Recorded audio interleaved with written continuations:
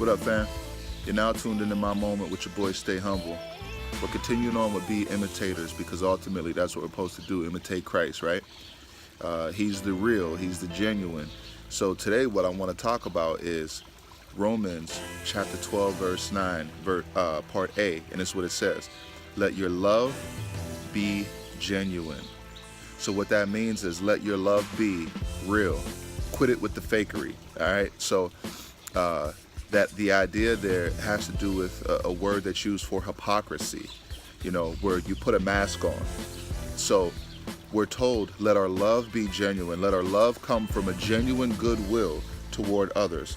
So I want to share with you a definition that Chip Ingram has wrote for love. And this is what it is. It says, love is giving someone what they need the most when they deserve it the least at great personal cost. So what that means is you do the best for somebody else. You're looking out for their best interest, even when they don't deserve it. And ultimately, if it's genuine love, it's going to cost you something. We know that it cost our Father, his son Jesus, to display his love for us. So I want to share this with you real quick. I had an opportunity. I ran into a young lady that I went to school with and I knew. And I was at a funeral in Homewood, and it just so happened that I see this young lady. I just left out of the funeral to go grab something from my car real quick, and I see this young lady, and she's living a lifestyle. I mean, she's on the streets. You know what I'm saying? So all that entails the addiction, the prostitution, the whole nine. Seeing this lady though, it didn't matter. None of that mattered. It was just like, yo, I know you. Like, I know you. How are you?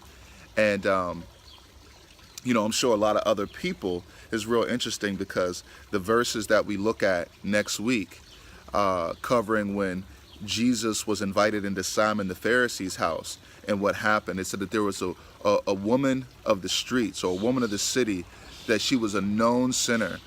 And that Pharisee was like, yo, why would he let her touch him? But anyway, so in imitating Christ, looking past all that, I had the opportunity to pray with her, to love on her, and to hug her. And I knew that there were other people around from the area, but the bottom line is it didn't matter. What does it matter? So here's what I want to leave you with. We don't just want to look like we love. We want to love regardless of what it looks like. So we don't just want people to see us on a Sunday, give us a pat on the back, and, oh, hey, I love you, brother. You know, instead, the real nitty gritty, regardless of what other people think. And that's the way Jesus loved. That's why when this woman wept on his feet and dried his feet with her hair, Simon is wondering, why would you let her touch you? If you were really a prophet, you would know she's a sinner. So then we're going to look at that next week.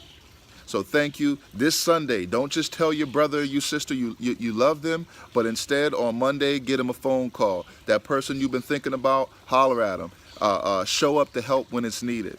All right? So let your love be genuine. Let it be without a mask. Let's put this thing on. And if we move back towards Acts chapter 2, you'll see, I think it's verses 42 to 45, somewhere around there. You'll see what it looked like in the early church. And it said that as they had this type of fellowship and this type of love, there were people being added to the church daily. So that's not your church building. That's the body of Christ. That's what we're talking about, advancing the kingdom. So God bless you guys, man. This is your moment.